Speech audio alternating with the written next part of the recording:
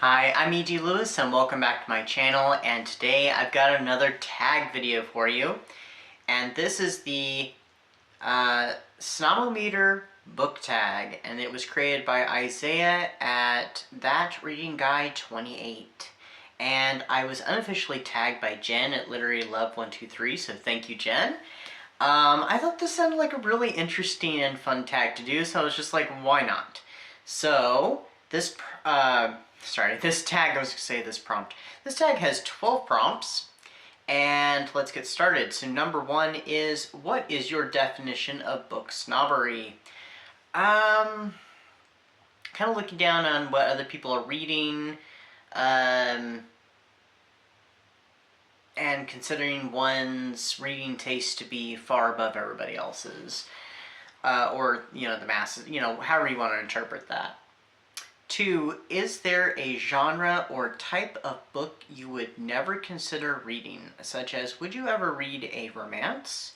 Or if you regularly read romance, would you ever try a science fiction novel? I'm not really sure if there's one, so if we want to use the example questions for this, I do occasionally read romance. Usually it's going to be LGBTQ plus romance, or it's going to be gothic romance, or it's going to be some sort of smutty romance. Hardly ever anything like clean classic romance, but occasionally. I don't read much science fiction, but there are a few I am willing to read. But I'm not a big one for reading science fiction, just like I'm not a big one for reading fantasy.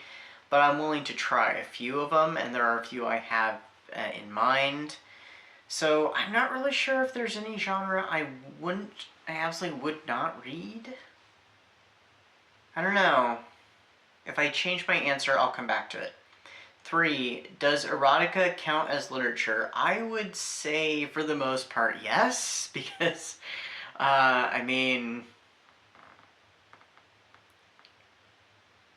it doesn't have much, probably much substance to it, because it's about, carnal acts and desires, but yeah, sure, why not? I don't see why it couldn't be. Even Anne Rice wrote erotica and stuff, and I've only read one of them, and I would consider it quite literary.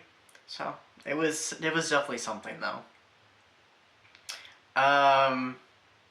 Number 4, sorry, that one.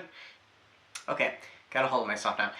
Number 4, is it better to read classic books than popular bestsellers? Yes and no, because there are some good popular bestsellers out there.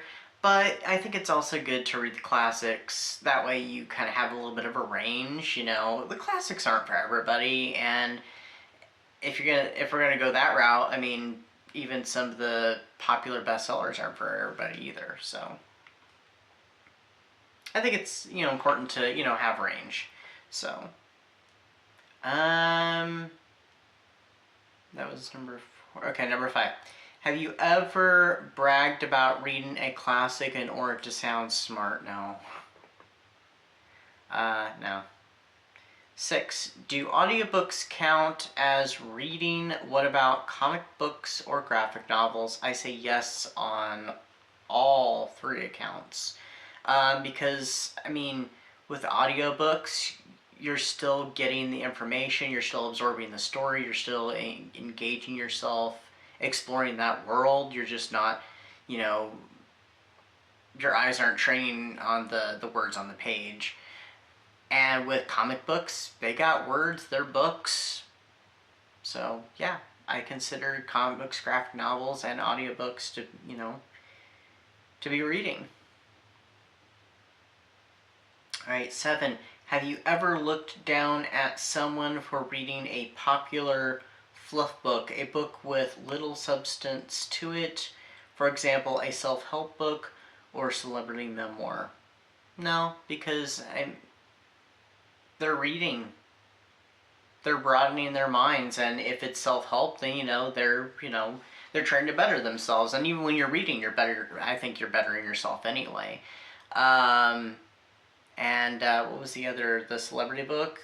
it's something that I'm sure they enjoy or they're curious about, so why not, you know? All right. My screen moved, so I lost where I was. Ah, okay. Number 8. Have you ever... Sorry, there's a noisy car outside. 8. Have you ever been the recipient of someone else's snobbery? Yes, I have, actually. There was a book that I read and reviewed a couple years back or so, and I did get some slight snobbish comment in the comment section from it, but I think that's the only time, actually. 9. Would you ever be friends with a snob? Maybe you already are. I mean,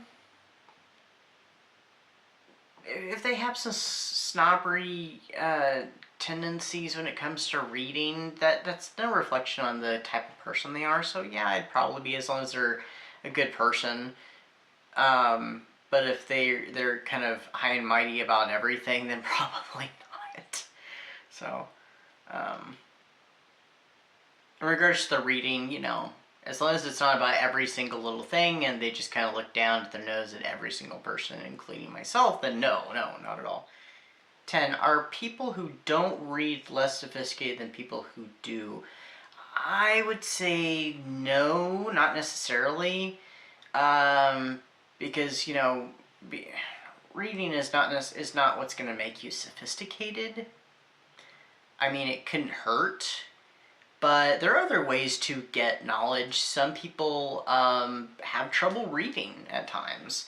I do know some people that have trouble reading and can't focus on reading, but they can sit and like watch a documentary and have intelligent conversation and stuff like that, and they can broaden their minds that way, and I think that helps on a level of sophistication. So no. That's my view, though. 11. Measure yourself. Based on your answers to the previous 10 questions, would you qualify as a book snob? I'm going to leave that up for all you guys to judge who are watching. I'm going to say I would assume not based on my answers, but you can be the judge. So I'm going to say feel free to tell me what you think. And 12 is to tag some people. I'm going to tag... Spooky Little Book Nerd, author D.L. Tillery, The Mistress of Horror, Regina at Regina's Haunted Library, and M at Dark Violet Dreams. Alright, that's what I've got for you today. I hope everybody is having a good... I'm not really sure when this is going up. I think this is going up in May, and actually at the time of recording this is the last date of March. So Old School April should be wrapped up by this point. So I hope everybody's just having a great spring. Anyway, I will see you all very soon, so stay safe, stay spooky, and I'll see you then. Bye-bye.